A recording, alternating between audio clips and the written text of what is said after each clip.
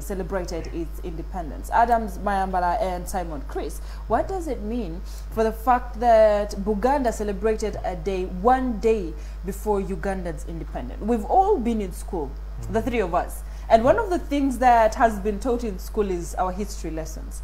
And during my history lesson, even though our education curriculum is as colonialist as we were before 1996, what is there evidence that Buganda Kingdom had an independence or was granted an independence by the colonial government?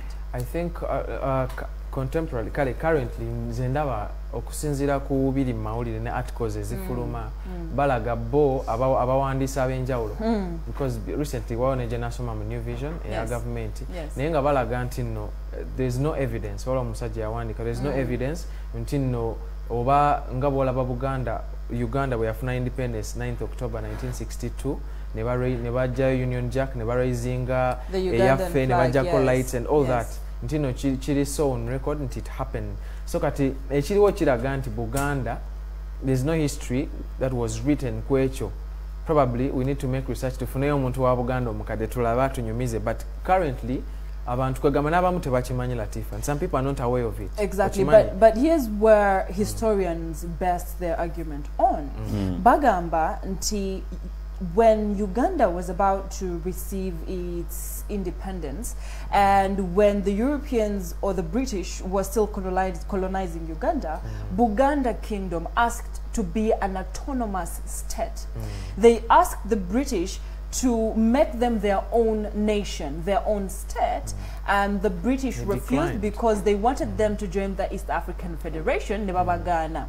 Kati, if they had declined for them to join or to become independent, what does this mean? It means that they were denied independence, just to say. That means Buganda was denied independence. So, and the day before that, we see that it was the day that Uganda's independence was being launched.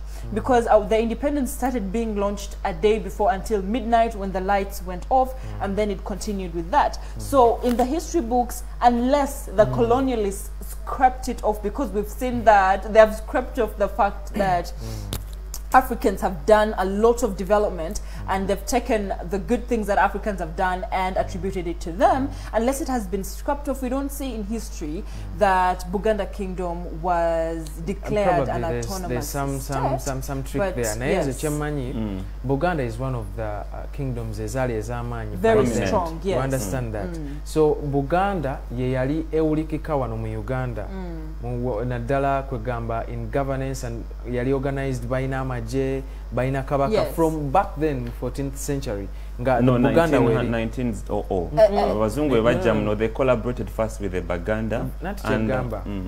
Buganda was organized from the 14th century. Kabakaka. Almost Katituina Ababadeo 36. Yes. From back then. Ngojeko Owamuteso wa recently nti yaleta abazungu. So that's when they started recording the history and all that. Buganda ebaddenga y'amaanyi era abazungu bano we bajja ne baba nga bacolonizinga Uganda at large. Ne Buganda yalimu. Yes. But since Buganda nti yali kingdom y'amaanyi yaleta abantu bano, so kwegamba ekineewunyisa nti no, that day before Uganda's independence, Buganda nefune yayo oba baagiwa oba tebagiwa, it felt yalina okuba independent because it was a powerful kingdom. Era yaleta abantu bano ne babanga bajja. So nze sirabawo essence ya muzungu kubanga atuwa independence, so gituwako ki?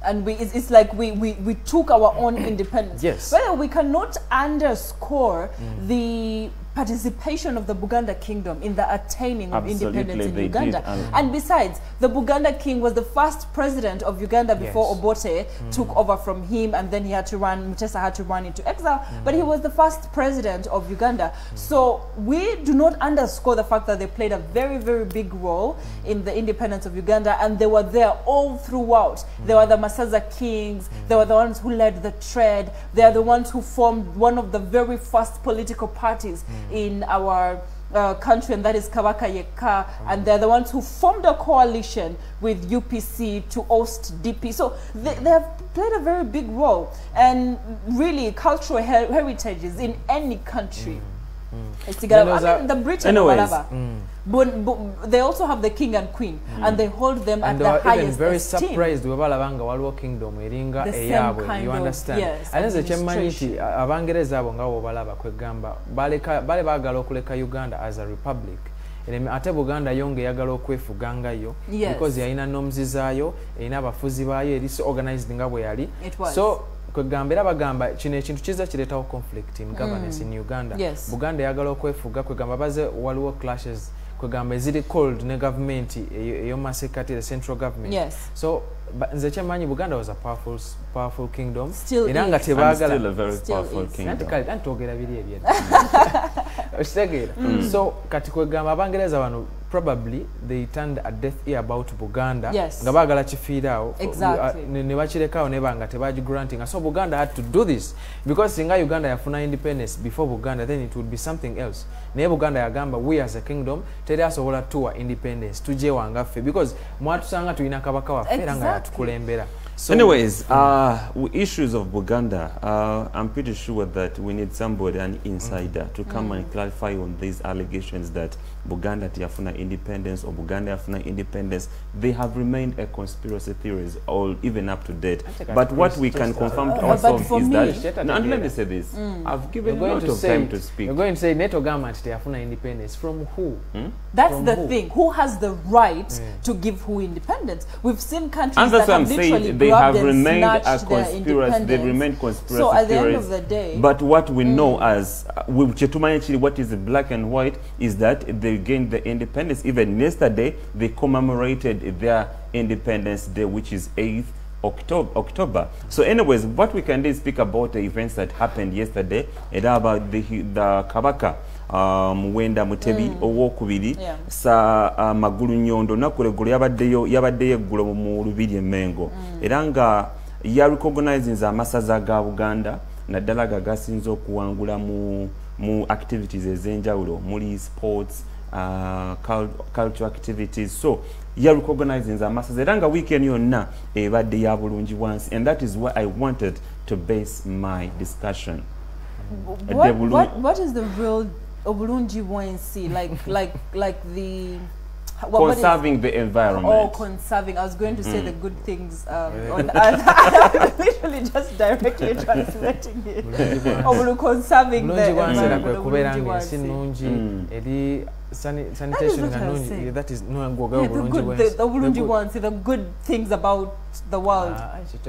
You get lost in the mixture of Luganda words. Anyways, weekend ebadde ya bulungi wansi era nga kitukakatako lwatu of conserving the environment, and this is where I want to bring in this discussion just in a few minutes, because I have seen many youth come out because to bigenda bichuka, we are going into the new normal, and emirembe gigenda gikyuka, tetuyinza conserving environment nga bwe kyali luli. Kyovalaba eriyo bannayuganda bavuddeyo okuyiiya amidst the pandemic nti kati tuwa lugero lwendeeta akanema yes, technology, because tuli mu mirembe gya technology. Okay, we tudda kati nti kati mu kifo ky'okuŋŋaanya abantu 10 people have become busier than they used to be. Even Latifa was confirming to eat last time. Bwagamba nti you can hardly speak to your children or what. So katubanga you can't afford to speak to your children. That means you create avenues. So even nowadays people have got to be busier, or people have become busier than they used to be. So we have to create avenues on how to conserve the environment. So what avenues are you suggesting? That's a good one. Chovolaba, we have youth that are so innovative from our own university Makerere. Okay, Ntibafuluma, people create ideas. Omuvuka ya creating ideas that I want to speak about every single day. He developed an app. It's called Launa app. Launa app eyo eyambako Launa app eyo eyambako o conserving environment. It works hand in hand with the NEMA. NEMA kitongole kya government anti bula mugamba nali. Me I disagree with you. In Kampala here it's going to work and all that. Naye abantu bagamba lekanyira abantu kubundu wowe tutuse ngensi tujaguza emyaka 5 mu 8. That's NEMA story. You've told us about it, you know, back then, and we've heard about that app, and we've talked about how does it work of that app. How does it work? Scanning. Let me explain. Scanning at the banks of the kutwala mu kifo ekirala nga gwe Latifa wokolera ne bakujjawo ne bakutwala to clean. Kati nga wano Quest TV wetuli mufuluma in the morning oba bateekayo ki ku TV tetumanyi. That's a nationwide exercise. Teka. They come to your door, they knock. In the morning, saa 12, they knock on your door. Okay. No fuluma, bamaje, you understand?